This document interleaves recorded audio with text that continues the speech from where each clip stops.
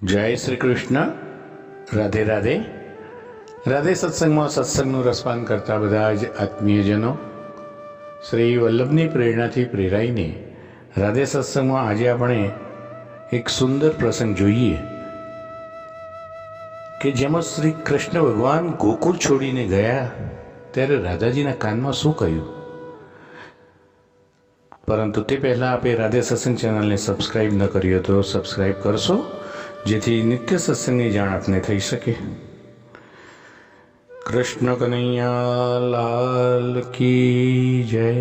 પ્રિયજનો, શ્રીમદ ભાગવતનો પ્રસંગ છે કે શ્રી કૃષ્ણ ભગવાન જ્યારે ગોકુળ છોડીને ગયા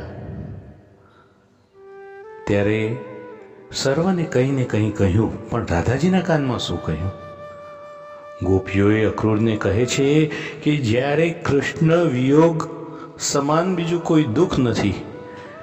આ કૃષ્ણ વિરહ અમારાથી સહન થશે નહીં. કનૈયા વગર અમારું ગોકુળ ગામ સ્મશાન જેવું લાગશે. કનૈયો ના દેખાય તો ગાયો ખડ ખાતી નથી, પાણી પીતી નથી. અક્રૂર, આ ગાયોનો નિસાસો તને લાગશે. અક્રૂર, અક્રૂર, તું હજી વિચાર કર.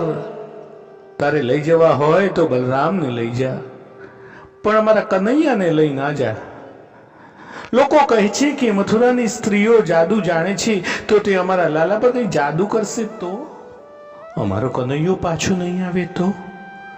તે કદાચ અમને ભૂલી પણ જાય, પણ અમે તેને ભૂલીશું નહીં. અક્રૂર, તું કૃષ્ણ વિયોગમાં અમને મારીશ નહીં. ગોપી પ્રેમનું વર્ણન કોણ કરી શકે? અક્રૂરનું હૃદય પીગળ્યું છે. આ લોકોનો પ્રેમ કેવો છે? આ લોકોનો નિસાસો મને લાગશે કે શું? અક્રૂર એક શબ્દ પણ બોલી શક્યા નથી. બે હાથ જોડી ધરતી પર નજર કરીને ઊભા છે. તેમને કંઈ સૂઝતું નથી કે આ ગોપીઓને કેવી રીતે સમજાવું, આ ગોપીઓને શું કહું. કનૈયો ગોપીઓને કહે છે, હું તમારી સાથે રમતો હતો, તમને રાજી રાખવા માટે વાંસળી વગાડતો હતો, પણ હવે હું જાઉં છું. પણ મારા પ્રાણ તમારી પાસે, તમારા હૃદયમાં રાખીને જાઉં છું. મારા પ્રાણનું રક્ષણ કરવા માટે પણ તમે તમારા પ્રાણ સાચવજો. તે પ્રભુએ જોયું કે રાધાજી મૂર્છામાં પડી ગયા. રાધાજીને માથે હાથ મૂકી રાધાજીના કાનમાં કહ્યું, પૃથ્વી પર દૈત્યનો ભાર બહુ વધી ગયો છે. તે ભાર ઉતારવા માટે હું જાઉં છું. પ્રેમથી તમારી સાથે લીલા કરતો હતો, નાચતો હતો, પણ હવે જગતને નચાવવા જાઉં છું. આજ સુધી તમને રાજી રાખવા વાંસળી વગાડતો હતો, પણ હવે મથુરામાં જઈને વાંસળી નહીં પણ શંખ વગાડીશ. મારા પ્રાણ કરતાંય વધુ વાલી મારી વાંસળી હું તમને આપતો જાઉં છું. રાધે, જ્યારે જ્યારે તમે વાંસળી વગાડશો ત્યારે ત્યારે હું દોડીને તમારી પાસે આવી જઈશ. હું તમારા હૃદયમાં જ છું. રાધાજી એક શબ્દ પણ બોલી શક્યા નથી. ગોપીઓ રડે છે, પણ કૃષ્ણ સાંત્વન આપે છે. કહે છે, તમારા પ્રેમને હું જાણું છું, પણ આ મારું મંગલમય પ્રયાણ છે.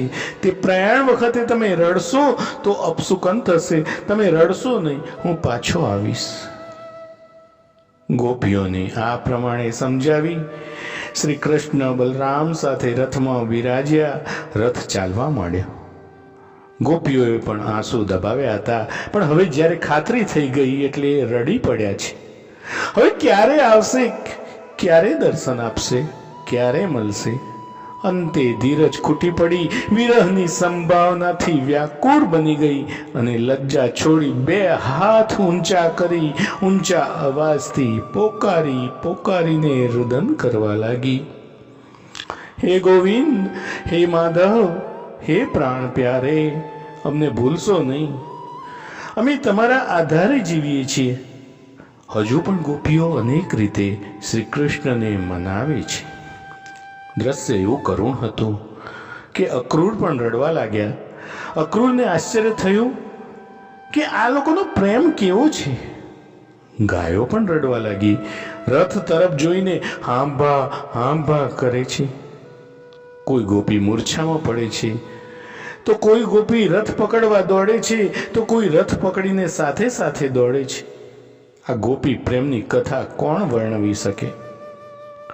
શ્રી કૃષ્ણે અક્રૂરને કહ્યું, આ ગોપીઓનો પ્રેમ એવો છે કે તે મને નહીં જવા દે. અક્રૂર, તું શું જુએ છે? તું રથ જલ્દી ચલાવ. આમ કહીને અક્રૂરે રથ ચલાવ્યો અને મથુરા તરફ પ્રયાણ કર્યું. પ્રિયજનો, આ નાનકડા પ્રસંગ સાથે આજના સત્સંગને શ્રી વલ્લભના ચરણોમાં સમર્પિત કરી અત્રે વિરામ લઈએ. ફરી મળીશું રાધે સત્સંગમાં નવા સત્સંગ સાથે. જય શ્રી કૃષ્ણ. રાધે રાધે.